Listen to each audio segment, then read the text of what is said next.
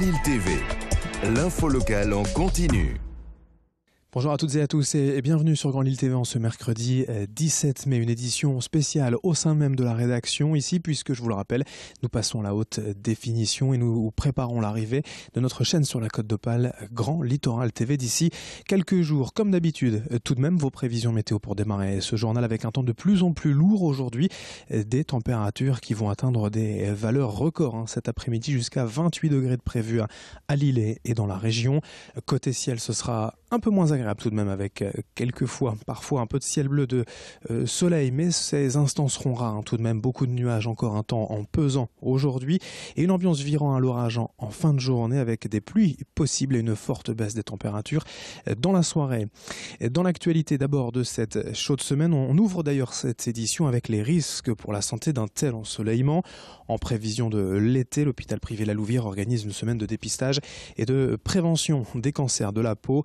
Un stand de sensibilisation est installé ces jours-ci dans le hall d'accueil afin d'interpeller les patients et visiteurs sur la nécessité de bien se protéger. En 2015, en France, près de 14 000 cas de cancer de la peau ont été détectés.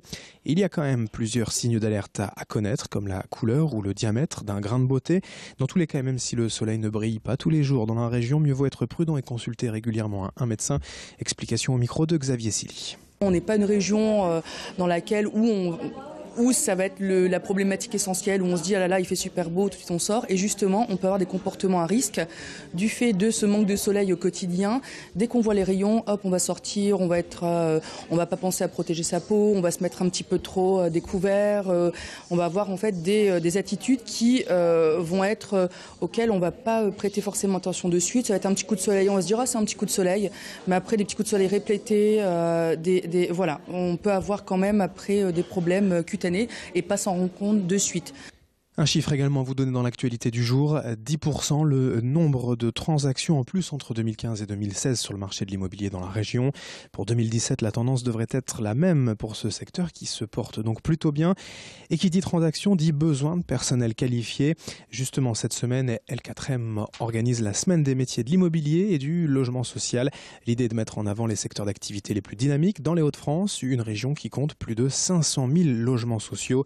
Cette semaine, une soixantaine de postes et d'offres d'emploi sont ainsi proposées dans ce secteur.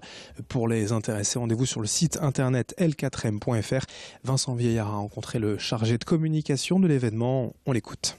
L'immobilier social, c'est quelque chose vraiment d'un petit peu à part dans l'univers de l'immobilier. On est vraiment sur des entreprises qui ont des missions vraiment d'intérêt commun, qui appliquent vraiment la politique logement voulue par la métropole de Lille, par le département ou par la région. Donc il y a vraiment une dimension sociale. Il faut être à l'écoute des besoins des publics qui sont souvent défavorisés ou qui n'ont pas forcément accès au marché classique de l'immobilier et leur faciliter leur accession à un logement, leur accession à la propriété.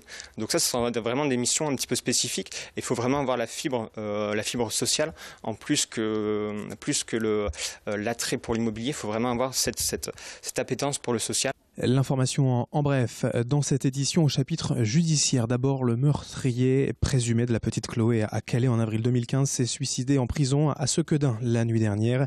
L'homme d'origine polonaise âgé de 40 ans devait être jugé pour l'enlèvement, le viol et le meurtre de cette petite fille âgée de 9 ans. À Lille, les professeurs du collège de Moulins ont cessé le travail hier matin et ils ont interpellé les passants et automobilistes sur leur manque de moyens. Un mouvement largement suivi par une majorité d'enseignants en grève. Et puis, toute autre chose en sport, en rugby, le match amical de la tournée d'automne France-Japon aura lieu au stade Pierre-Mauroy le 25 novembre. L'événement a été confirmé hier matin par la Fédération française de rugby. Autre information afin de mettre en garde contre les dangers et les risques d'Internet. À l'école Jean Massé de Wattignies, les CM2 ont passé un permis Internet en compagnie de policiers. En quelques années, Internet est devenu le lieu de tous les possibles, mais derrière un site, un pseudonyme ou une photo se cache parfois une toute autre réalité. Et lors de cette journée, l'accent a donc été mis sur les risques encourus par les enfants quand on donne un peu trop d'informations en ligne. Faire prendre conscience que leurs actions d'aujourd'hui peuvent avoir aussi des conséquences négatives sur leur avenir. Voilà l'un des objectifs du permis Internet. Le service est déjà très demandé par les établissements scolaires, en témoignent les formations de l'année prochaine, toutes complètes déjà. Explication au micro de Vincent Vieillard. Avant, on faisait une intervention bien spécifique harcèlement en milieu scolaire. Maintenant, on a lié les deux. En fait, on fera l'intitulé, effectivement, c'est Danger d'Internet, qu'on lie à chaque fois au harcèlement. Il y a un pan qui dure près d'une demi-heure sur cette intervention. Je parle là collège-lycée, pas en CM2. CM2, puisque c'est la maîtresse ou le maître qui dispense cette prévention. Mais il y a un pan vraiment sur le harcèlement en milieu scolaire, où on a plusieurs exemples. Marion, 13 ans, pour toujours, c'est une référence pour nous, où on utilise cette information pour dispenser tous ces problèmes de harcèlement. Et puis pour finir cette édition, un peu de musique avec le prochain concert de l'Orchestre National de Lille au stade Pierre-Mauroy. L'ensemble régional revient à Villeneuve-d'Ascq cet été pour un magnifique spectacle consacré à Verdi et son Requiem.